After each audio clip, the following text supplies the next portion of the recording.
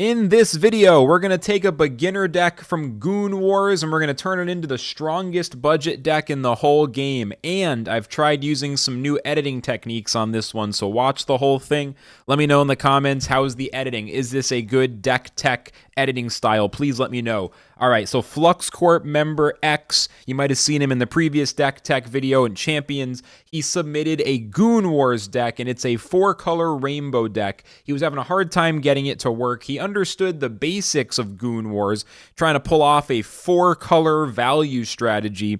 However, his deck lacked the power of getting the win. He kept just kind of getting run over by meta decks with stronger strategies, clearer synergies, and so he came to me and he said, Flux, how do I do it? How do I build a value deck, a 4-color deck on a budget? Is it possible? The answer is yes.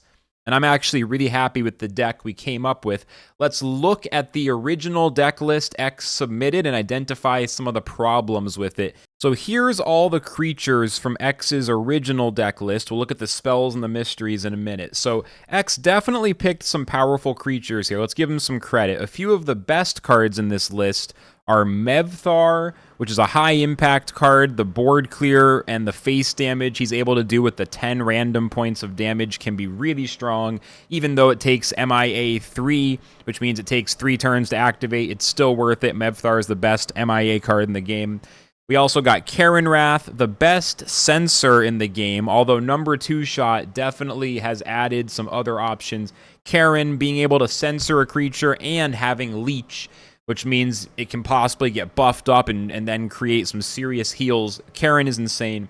And then Sneaky Swiper is also worth mentioning as a 3/3 with an afterlife of drawing you a card. It's good stats, it's good value. It just got that combination of tempo and value that's really hard to beat, especially considering it's a free card everyone gets. Now, some of the other creatures in this list are more questionable. I was like, ooh, I don't know about that one. So, Unpatriotic Pyro. It's a last breath AoE effect. You play the creature, and then the creature needs to die, and then it does AoE. I want to make these effects work, but in my experience, they don't. Last breath AoE, last breath removal effects, they tend to be too inconsistent. So far in the Goon Wars meta, they don't seem very strong, so I don't like Unpatriotic Pyro. Raging Halibut.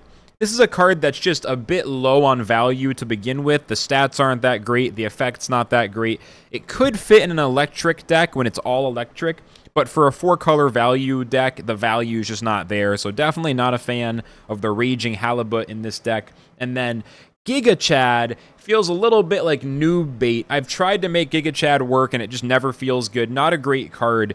It's just like whenever Giga Chad's on the board, the rest of your creatures can't really do anything. But Giga Chad is also vulnerable to being ensnared. It gets blocked by insult creatures, so if they have multiple insults, Giga Chad starts to get really slow and clunky. Yes, 8 attack seems exciting, but it just doesn't seem worth it. So Giga Chad is one I'd probably be removing, which we're going to do once we make the changes. But first, let's look at the spells. So that was a look at some of the creatures. Let's see what the spells are looking like. Now, we got some amazing spells here. This deck definitely has some incredible spells.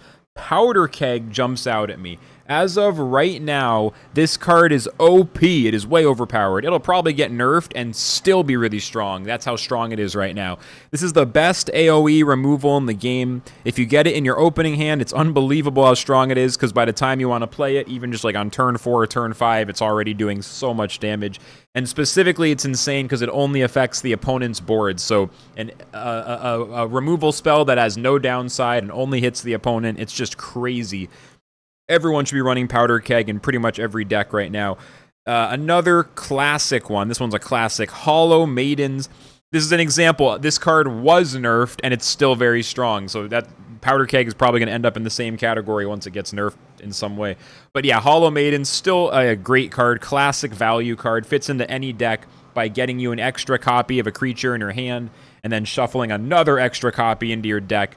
Just letting you get the same creature more times, which, since Goon Wars is a singleton format, 1 copy of each card in your deck, getting multiple copies is very strong. It's the same reason why Shank Shack can be really strong in some decks, although it doesn't really fit into this one. So we're going to take it out of this one. But yeah, Hollow Maidens is really, really good. We definitely keep that in here. Some other spells that are great. Liquidated, another one of the game's best area of effect AoE removal spells, and this one is a free card everyone has. Goes into almost every deck in the game because it does the AoE damage and ensnares all the opponent's creatures. Just ridiculously powerful. Great, combination of effects there. And then one more card to call out. Fireball. This just goes into most decks. 5 damage to the target of your choice. You can use it to get lethal if you almost have lethal, but Fireball gets you there. Or you can use it to remove a strong creature before it gets your opponent lethal. Or just general board control removal uses. You can even occasionally, in a weird spot, use Fireball on your own creature to activate a last breath. So yeah, Fireball, super, super powerful. Now we've also got some spells I do not like. So Golden Shower. Of all the mysteries, this one is the worst, probably, one of the worst. It's a noob trap, in my opinion. Golden Shower does 8 damage to the next creature your opponent plays, but skilled opponents can play around it pretty easily, depending on what's in their hand, of course. They might not always have an answer, but they often will. They can play a card like Gerwolf's Child that actually wants to get killed because it has a good last breath effect. Any kind of last breath card just kind of makes Golden Shower completely useless or might even help them. They could also play a card with a Barrier, so Barrier just gets hit by Golden Shower, but the card doesn't actually die. There's a lot of ways Golden Shower just tends to not get value. Even though when it works, it can look really good. It just tends to be... It's worse and worse the better your opponent is. Too easy to play around. Cyberbullying. Now, this used to be OP back when it was able to discard 2 cards. Now, it only discards 1 card, so it's not really an advantage. It's just you use a card to get rid of a random opponent card. Like, it's just 1 for 1. It could still be good in certain metas. If there's a lot of combo decks, then this can just snipe a combo card if you're lucky, and that could be worth running sometimes. Like, when everyone was running 1-turn kill water for a little while, cyberbullying, like this version might have been playable, but I think in the current meta, it's just not worth it. It's too inconsistent. It's not really worth running right now. And then Grounded. This is an okay removal spell, and it might fit into some heavy electric decks, but in a 4-color value deck, we have better options. I just wouldn't run it in a 4-color deck. There's just way better options. So we're going to take out Grounded. And yeah, so listen, I played a few games with the original version of the deck, and it was very clear we needed to make some improvements. I couldn't get a single win with the original deck list, and so we went into build mode. And this is where we're changing the editing style just to kind of let you in, break the fourth wall. In the first deck tech video, I showed like a long match of me playing with the original deck, and it was like a long, slow match where I ended up losing. We're going to skip that and just get right to showing you the better version of the deck. We will show a featured match. At the end of the video, I'm going to show you a match with the good version of the deck. We're going to skip doing a long gameplay thing of the old deck. It didn't work very well. I lost a bunch of games. We're learning. We're learning how to make the best card game content in the business because that's simply what we have to do.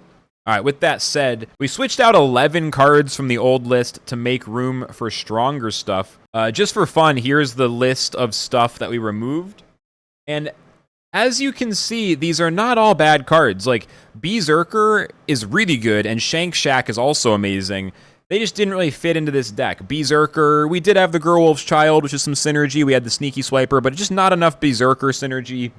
And Shank Shack, we didn't have enough powerful fire creatures, so we just took those out. Not every card goes into every deck, but just because I took a card out of this one does not mean it's unplayable. With that said, here is the new set of creatures. So here's the new set of creatures for the new deck. We've added a lot of big stats creatures to give us more power so we can take over the board in the early and the mid game, and we can find lethal damage in the mid to late game. Notably, here's a few things we added. So Element Forger, this card is massively underrated. It is the budget version of Croissant, easily becoming a 5/5 with no downside. I think Forger is just getting slept on like crazy. Another card being slept on, and it actually makes no sense, is Crow's Peeping Pirate. So everyone complained about this. Everyone said this card was too strong. Crow's Peeping Pirate is ridiculous. It's way too strong. And then everyone forgot about it. Like, people aren't playing it that often. No one's talking about it. It's still insanely strong. This is one of the best budget cards, especially for a 4-color deck, because it requires them to use some kind of strong removal, or it gets you a ton of value. I mean, the only time Peeping Pirate's bad is if you're already behind on the board and they can just clear it using their creatures, but If you're able to play the Peeping Pirate behind some insult, or maybe ensnare their board the same time you play it, like, Pirate is hard to remove, and it generates value turn after turn. Insane card, we're definitely running it. And then another one, Umar the Undying. This card never dies unless it gets censored, so the value is crazy. You'll be surprised at how powerful a 2/2 creature is when it just keeps coming back. Like, it's actually really, really strong. Umar kind of underrated right now. I mean, some people know, but if you're not in the know, you might be underrating Umar. It is insane how useful it is. So yeah, these creatures, there's some more stuff as well. You know, Evil Saint Nick, Intoxicated Beast, just lots of big stat creatures. The creatures in this new version of the deck are so much better, and that's really what's going to make the big difference, letting us do enough damage to actually get to lethal and actually win instead of just defending aimlessly. So really big improvements on the creatures. Now let's look at the new set of spells. We did add some interesting stuff here. We added pickpocketing as a budget tech specifically to fight against pay-to-win players. If we play against someone with more expensive cards, we can copy one of the things we're missing. Maybe copy a Croissant, copy a Terroramba, whatever it is, whatever they have that you wish you could get, you can copy it. So pickpocketing, a nice way to kind of punch up against those whales. And then in a similar vein, Crockfished will let us remove a creature from the opponent's hand. Another way to stop them from getting value from their pay-to-win cards and sort of neutralize that financial advantage, drag them down to the world of skill, and then beat them in the face, you know what I mean? So Crockfish and pickpocketing, evening up that thing because we're on the budget deck side with this particular build. And then we also added Sleeping Jimmy, an easy value card to get more draw, a free card everyone has access to. It was missing from the original build, and Sleeping Jimmy goes into literally every deck in the game right now. There's almost no reason not to run it. Just add that every time. Sleeping Jimmy. We're about to jump into a featured match and show the deck in action, but first, let's review. What did we improve about the deck? We have a better draw engine, drawing more cards more consistently. We have better creatures, more aggressive creatures, much easier to win and to get lethal damage once we establish our board. Better removal spells, so we can defend more effectively. We've got cards that work well together around a more specific strategy. So got rid of some of the stuff that wasn't really synergizing, added more stuff that does. And we have more win from behind type cards to help, get back ahead against other decks that might start out with a slight advantage. Stuff to, remove cards from their hand, copy their cards, and just really good removals and really good draws to keep up with whatever they can throw at us. So this deck should really be stronger in every way compared to the original version, and let's see that in action. So let's jump into a feature match, and let's get it. It's win time, baby. Up against Floor Hero. I think we have... I feel like this is the one. We're going to win this one. It's taken a little time to figure out how to make budget 4-color viable. I think this is it, though. So right away, I'm just going to try to do the stuff that gets me the most draw the quickest. And then we'll follow up with Mevthar, like, soon thereafter. So Sneaky Swiper can draw. Pirate, if it survives, it'll draw. Irrational Hoarding. The Pirate, I'm not 100% sure. Maybe we want to replace the Pirate with just another big stats card. Maybe even Beersaurus would be an interesting option. 8/8 MIA2, can't attack face. Because then you can always silence it to attack face with it. There's still plenty of ways we can keep tweaking this. I mean, honestly, like, I wouldn't mind continuing to sit here and just figure it out, too. But just working with limited time. Alright, they Berserker popping Pacho. Immediately killing our Swiper. But the really good thing is that Peeping Pirate survived. So that's cool. I wonder if we want to silence the Pacho from here, just so it doesn't keep doing it. Hit him in the face. Crockfish, Jimmy, or Expired. I'm actually, yeah, let's grab the Crockfish. We're doing pretty good on cards. So they have Powder Keg at the start of the match. They're going to clear our board at some point. I think the Junkie's more dangerous than anything. The secret is sudden amputation. We've got to be ready for that. This is going to keep killing stuff. I guess I'll just silence it. silence the Pacho. Hollow Maidens is quite nice on this board. And then Golem or Mebthar. Let's get one of these MIAs out. Let's just get Mebthar cooking. Start Mebthar. Alright, let's try that.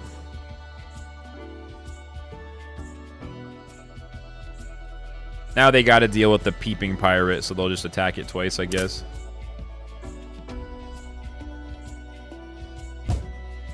Going face and ignoring the pirate? Really? Oh, I was not expecting that at all. Then we gotta hit the geriatric current with the Karen Wraith, otherwise they're gonna get way too much damage to my face way too quick. And I probably wanna Stone Golem and get that frontline cooking.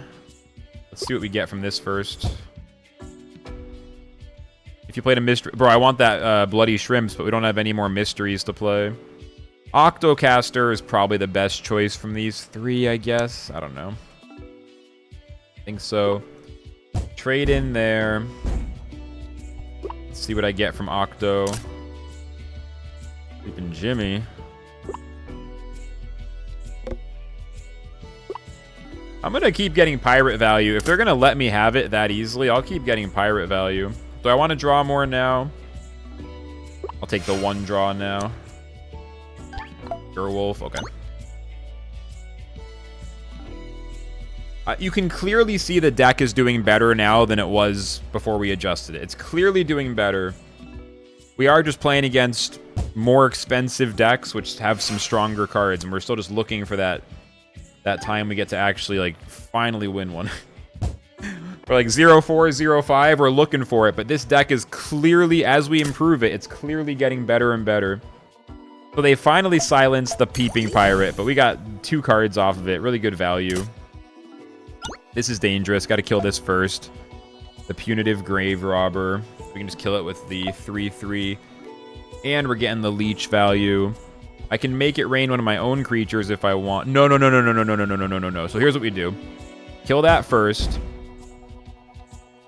We really want to kill the Karen Wraith, so I guess we'll trade into that.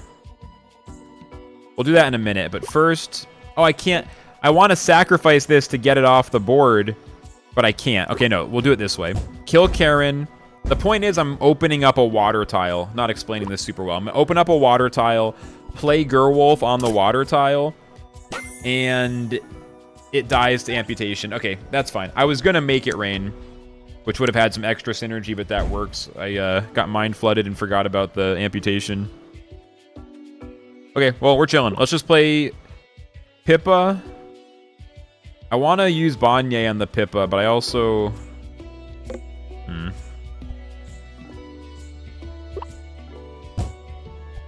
We'll try this. The problem is they have Powder Keg in hand. They're going to get to kill Pippa.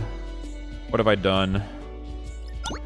Don't forget about Powder Keg. That's actually the only thing we have to get around now is them having the stupid, overpowered Powder Keg at the start of the match. That's all we have to get around. We've managed a lot. That's all we have to get around. I need this game to be the win. Otherwise, we'll come back and work on a budget 4-color deck again next time. I'll just have to, like, make it an ongoing thing. Alright. So Mebthar does his thing. We don't really want to play more stuff because of the Powder Keg. Stone Golem is cool because it's MIA, so it won't be immediately exposed. Blowback Pacho would be nice just to kill the beast. And then I still have some stuff in my hand. Okay, yeah, let's try this. Golem because it's MIA, so we don't have to immediately worry about it. The question is, do I want to sacrifice the Peeping Pirate? And the answer is no. I'm just going to keep Make It Rain in my hand. I could kill the Pirate to get another draw, but let's just have this for good removal. I'm assuming that they want to use Powder Keg now. It's hard for them to wait for the Stone Golem to wake up, you know? And 9 health is a lot. So yeah, we finally baited out. We're not happy about it, but... Which one do I get back? Do I get Pirate back? Oh, wow. More Pirates is massive. You see the amount of value we're able to get. I think the right question to ask when you're trying to build a budget value rainbow deck is what cards make it easiest to come back from the disadvantage. Like, we know we're at a disadvantage, but what cards let us copy the opponent's cards, rummage for stuff, because that's how we can get access to cards that we can't actually afford to buy and put in our deck, you know? So let's do, yeah, now they played Powder Keg. Now we go fucking massive. I shouldn't have put this there. That was actually not the best positioning. We have to roll with it, though. But we are all in now. We are just all the fuck in. Please. Please. I outlasted the Powder Keg. Please, this has to be a win. We've earned it. Liquidated ensnares my board, so it buys them some time. But it's not clearing the board, so that's fine. Evil Nick is still alive. Got a Rational Fear. Don't have to use it yet. Powder Keg, or I'm sorry, Make It Rain their 2/2. Give me a draw. This is excellent to see their hand and look for threats. Wormers and Alpha Aphid, so they need to draw an answer or else we win. Please. 13, 15. We have way more than lethal on the board. They're top decking. They're top decking for it. I think that's GG. I think we did it. No way! No way! He top decked the fucking Dripping Dolly and then made it a 13-22. You fucking ass. Alright, I can hit him down to 15, 13, and then clear it. Holy shit. You see how the game does not want me to win today? Like, it's crazy. We are fighting the most uphill battle. The most uphill. I don't know. I mean, I could have waited to try to, like, hope I draw Roided Radis or something, but... I mean, like, I'm doing everything in my power, outplaying, outbuilding, outbrewing. The game just refuses to give us a happy ending to this deck tech. You know what I mean? Like, the game is just like, fuck you, no. No, you can't have it. Play the Pirate again, hit him, looking... Alright, that's probably a deep freeze. That's okay. I mean, we still have a really good hand. We have a really good hand. Yeah, okay, good. 9 cards left in my deck. I will take the increased draw. And we get more... Oh, Pirate is good, because my deck's getting kind of low. Baby Fingers, if they had a combo deck, maybe, but they don't. See it. Now, this way, the Pirate will go back into my deck over and over if we run out of cards. All right, we should win from here. We should win from here in spite of them top decking the only way to survive there. We should still win. We should still win. Oh, man. All right, 3, 4, 5, 6... Where is my Fireball? Like, stop making it the most difficult possible. Where is the stuff that we need to get our lethal? I'm assuming it's Deep Freeze anyway. Oh, no, it's not even Deep Freeze. It's Hollow Maidens. That's good. Alright, well, it's a little silly that I'm drawing my cards in, like, minimum optimal order, but that's honestly, I love it. It's fucking wonderful. I'm happy. I'm having a great time. I'll just save everything as answers at this point. I will just save every fucking thing. Trust nothing. Assume somehow they're going to have exactly what they need to just clear the board and play 99 99s all across it. Like, I don't even know anymore. See, they have the croissant. They have all the pay-to-win shit. We don't care. We got them. We got them. There it is. There it is. It is actually super clear. We kind of went through the doubt in the middle, right? I was like, maybe this isn't going to work. But it is super clear we've improved the deck, right? It is super clear the deck is better now.